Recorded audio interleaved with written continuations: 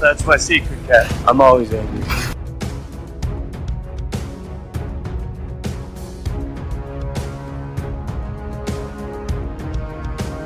Alright. I ran out of patience. On the roost! Hey everyone, Captain, big fan of Spider-Man.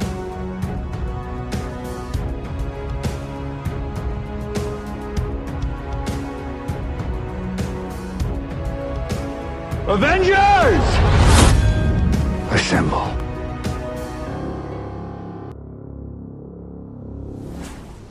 Hello, Peter. Hello and welcome to the Infinity Saga and Beyond, an MCU fan podcast. And today we are going to finally be talking Werewolf by Night, a Marvel Studios special presentation written by Heather Quinn and Peter Cameron, directed by Michael Giacchino, and it aired October 7th, 2022. So I'm recording this 20 days later because it was in the middle of She-Hulk, which I was doing. Then I had like a wedding the next weekend that I had to go to, and that kind of threw off my timing. And then this past weekend ended up busy for my mom's birthday, so everything kind of just got crazy at the time where I kept wanting to do this. I kept wanting to talk about Werewolf by Night. Let me just read the synopsis here before we get into it. But monster hunters gather to pay respects to their deceased leader and are thrust into a deadly game. My initial thoughts on Werewolf by Night is that this is one of the best things to come out of Phase 4. I'm not usually somebody that likes scary things or horror type stuff, but this is very marginal in that aspect. But also, it's just so well done. The horror stuff I liked and that I grew up on was, cheesy Halloween, Friday the 13th, stuff like that. But also, Abbott and Costello meet like Frankenstein, and Abbott Costello meet, Dracula. All those, the werewolf, all that kind of stuff that I grew up with. The Invisible Man, old school 1930s horror stuff in black and white. And this perfectly encapsulated all of that. The opening with the Marvel Studios logo and it changing to like this narration with the black and white logo. And I don't know, just like the vibes that it had were pretty immaculate. And I left it watching it, very, very pleased with what I had seen. And seriously think that it is one of the best things of Phase 4. Right now, if I had to probably rank them, it'd be something like No Way Home, Werewolf by Night, Shang-Chi, and I'm assuming Black Panther is going to be thrown in there. But those are probably my top 3 favorite things of Phase 4, along with throwing in like something like Loki, WandaVision, She-Hulk. But it's tough to start ranking stuff, especially when Phase 4 has so much stuff. But this show, and this special in particular, is paced excellently. It works beautifully, but what I mean by the pacing is excellent, it's like 55 minutes. It's not something that was drawn out. A lot of people's complaints about the Disney Plus shows and all that kind of stuff is that it feels like a 2-hour movie made into 6 episodes for 6 hours. But I've never really had that problem with a lot of these. But what I will say is, if you looked at it from that perspective, Werewolf by Night is paced, like I said, excellently. It does this great dramatic reveal at the beginning. Everybody coming in. Very reminiscent to Clue, I would say. The 1984 Clue film. Where you see everybody kind of, getting in. You're introduced to each one of these hunters. And, of course, our main character of Jack. But we get all of that fun stuff as it comes into it. And then, just the setup of them going into the maze to hunt this monster. We have no idea who the monster is. And then, we get all of that great stuff. I don't know, that is just something that I really loved. I really enjoyed the way that it opened. Loved the way it set up the characters.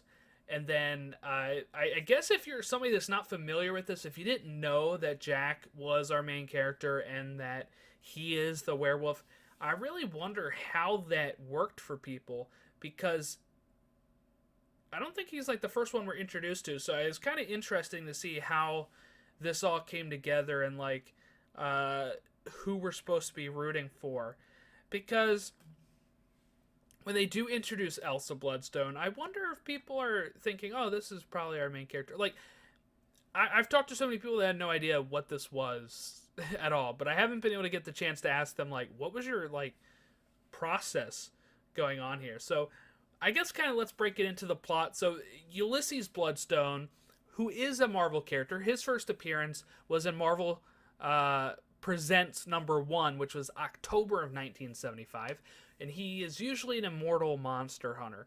He dies, and 5 experienced monster hunters, which are including Jack Russell, are summoned by Ulysses' widow, Verussa, to Bloodstone Manor. And they're going to participate in this hunt to determine the new leader of this hunter clan, I guess, and who will wield something they call the Bloodstone. Ulysses has an estranged daughter, Elsa, who also arrives, and she wants the Bloodstone because it is her birthright, right? And Verussa is warning her against this. Anyway, let's get into it then. Ulysses, like I said, October 1975. Jack Russell, his first appearance was in Marvel Spotlight #2, February 1972.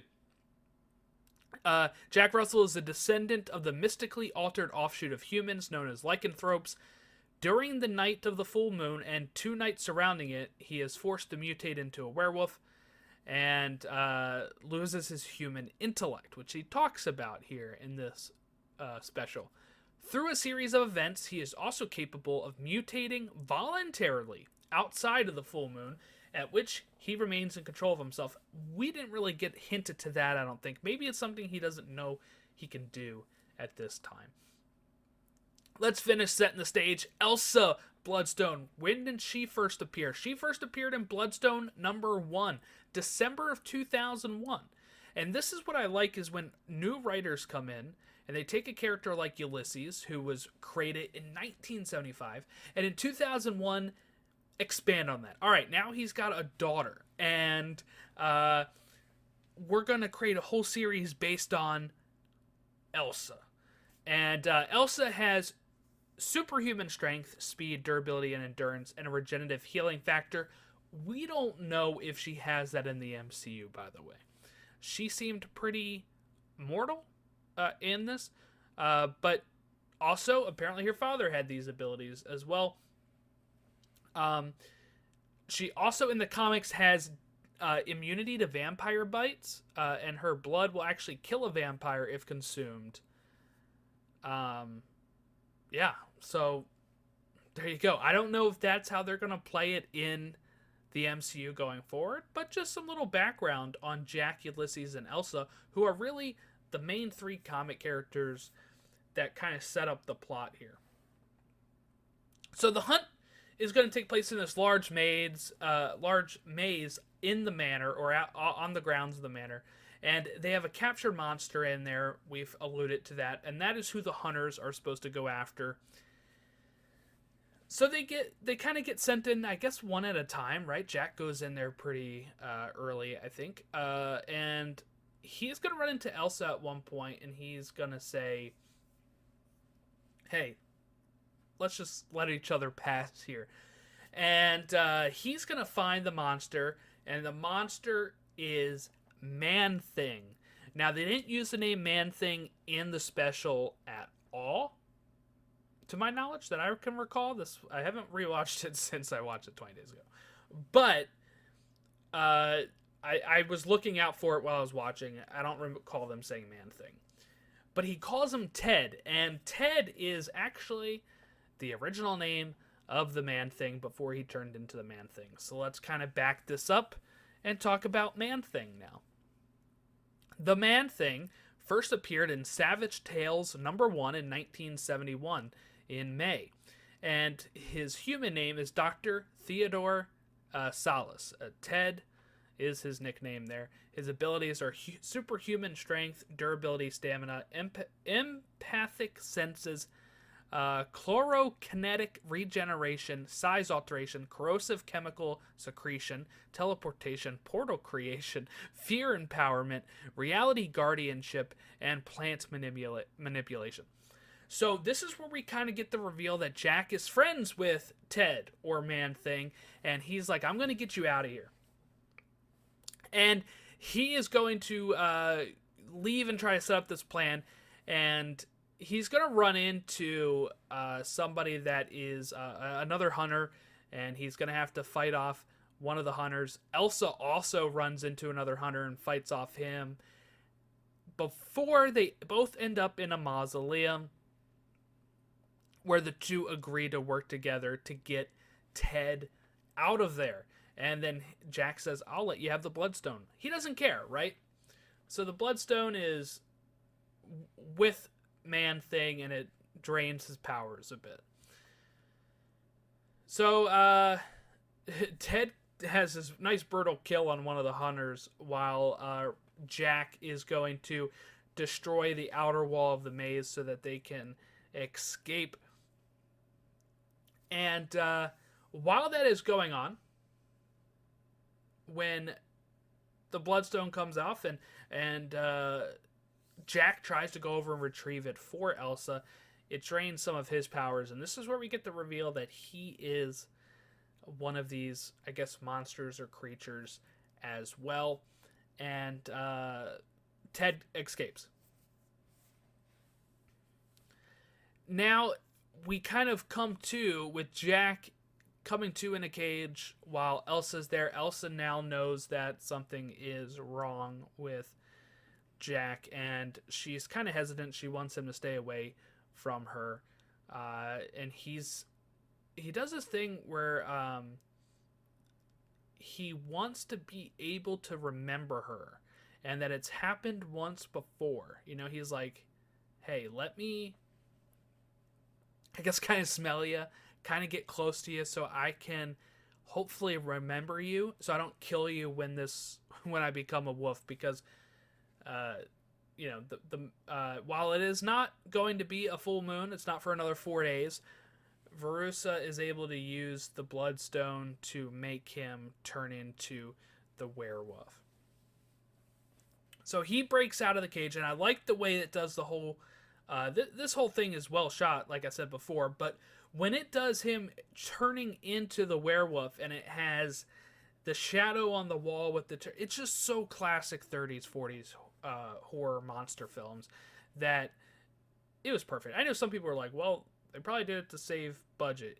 Yeah, probably, but it also is stylistically works, and I think that is pretty great. We don't need to see a full CG transformation. It's enough to imply stuff. You know, when people talk about scary movies, sometimes Jaws, right? You don't really see the shark that much. It's the implication of the shark and them killing that. You don't need to see some of the violent stuff or the transformation because it's implied, and it's creating a reaction that way. But yeah, the werewolf, which is Jack, breaks out of the cage. He's going to slaughter the guards, and Verussa is able to kind of subdue him with the Bloodstone. Now, Elsa's able to escape as well. She's going to kill the remaining hunters, and she's going to stop her mom from killing Jack. Now, Jack will attack Elsa, but he will actually recognize her at this point and leave her alone. And he's going to leave the manor. Now, Verussa tries to kill Elsa, but Ted, Man-Thing, comes back in and just incinerates Verussa, which was great. And that leaves... Ted goes to find Jack, while Elsa ends up with the manor and the Bloodstone, and we get a nice little cleaning montage at the end. And we also get it turning into color. And we get to see Jack, Elsa, and Ted in color. And that's how it ends. And again, I just thought this was a really great special. I think it's going to get added into my Halloween rotation for sure.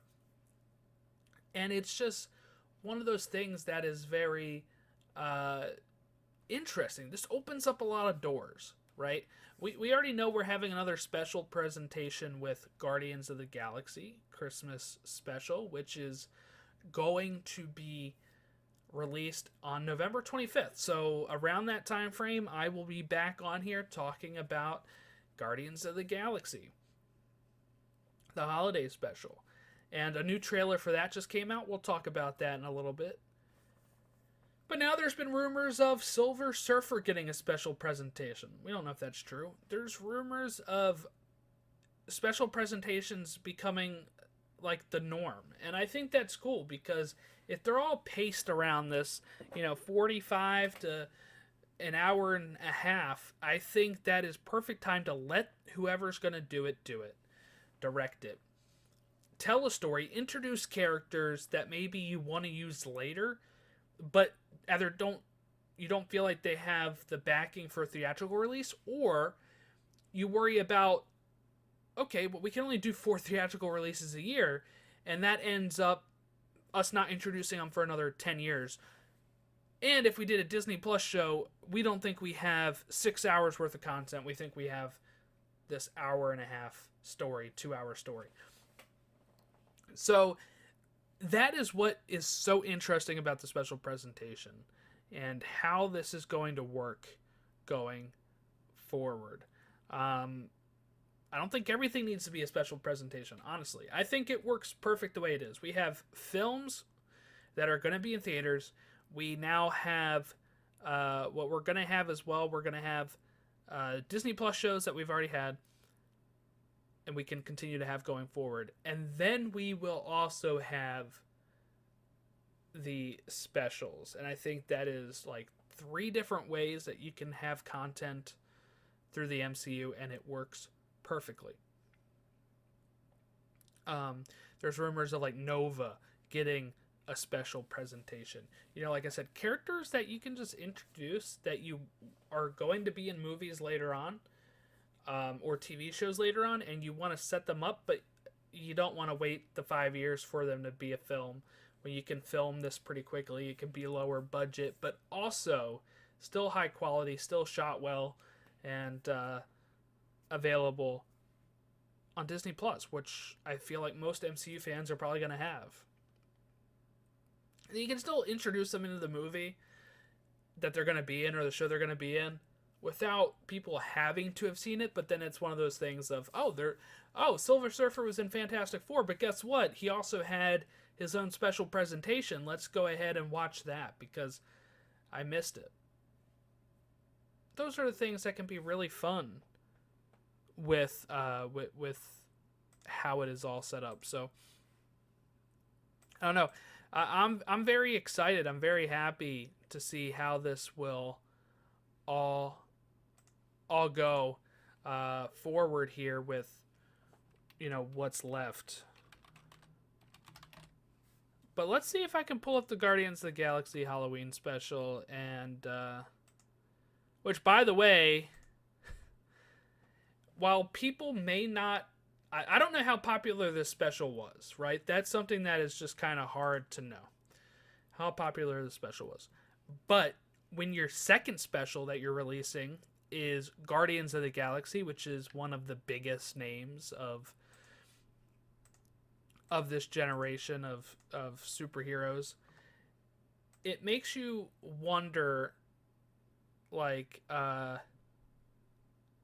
it really makes you wonder if this can launch the special presentations to a whole nother stratosphere where people watch that one and then they say, oh my god, there was another one. It was this Halloween one. Let's watch it.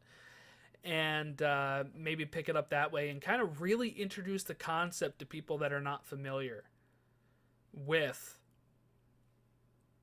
the special presentation that, hey, Guardians have one, and it's fantastic. So let's go ahead and see if we can get this trailer working. All right, so let's go ahead and watch this. Let's go ahead and watch this trailer and share my thoughts here on the holiday special.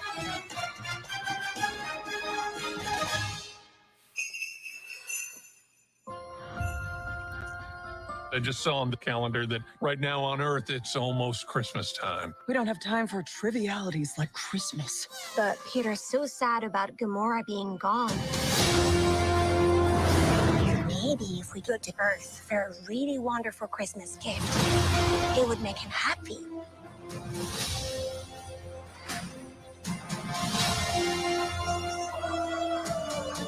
Something special he will never forget. What about someone special? We're looking for the legendary Kevin Bacon. We're looking for the legendary Kevin Bacon. I just said that, Drax. Your voice is small and mousy. I think maybe he didn't hear you. You're coming with us as a Christmas present.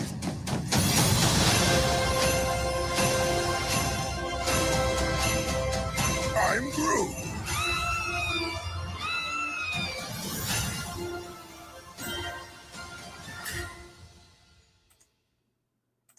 Alrighty, so let's go ahead and watch it one more time with a little lower volume, and I'll kind of talk about my thoughts as we go through here. So I think the vibe of this trailer is pretty great I with just the saw on the calendar holiday that right now on music. Earth, it's almost Christmas time. We don't have time for trivialities like Christmas. But Peter's so And it makes me wonder how they know about Christmas. Like, is that something that Peter's told them before? And does he have like memories of it he shared with them? But I think it's funny that like Kraglin brings it up here. sad about Gamora being gone. Maybe if we go to Earth for a really wonderful Christmas gift, it would make him happy.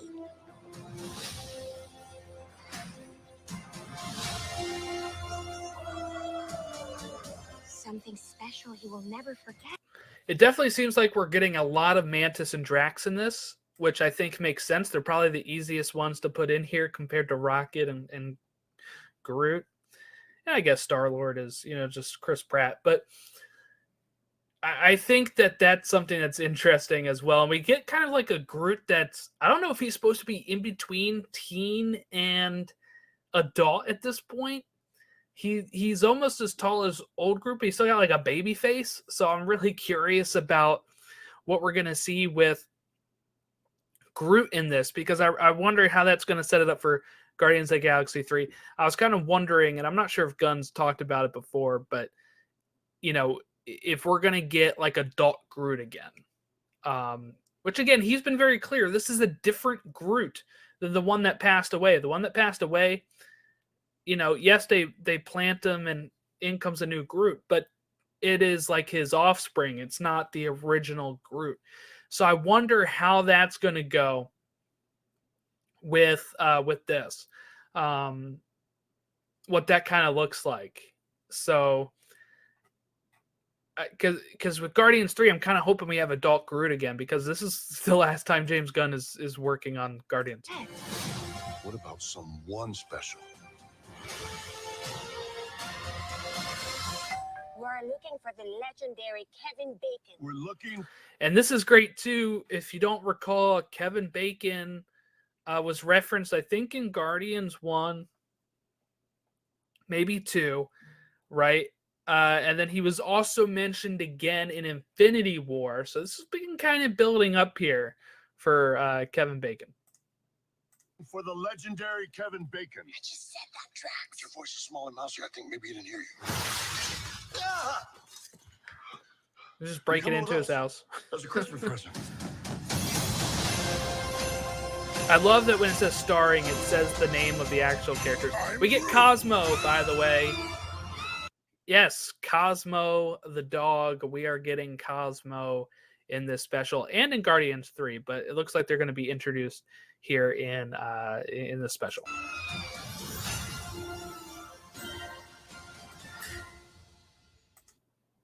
All right. Well, that is the trailer. What do I think? I think this looks like a fun Christmas time special. I think it looks very interesting. Um, I think it's just going to be a good time. I don't know what to expect lengthwise. When we had the other one is 55 minutes. He was shooting this, Gunn was shooting this at the same time as Guardians 3. I'm going to say probably 35, 45 minutes is what I'm expecting going into this. But I just am so happy to have the Guardians back on my screen again. It's been a while since we've had the Guardians of the Galaxy. I know people say, well, Thor, Love and Thunder. But I mean, in their own story, it's been since 2017, Guardians Volume 2, which is 5 years ago.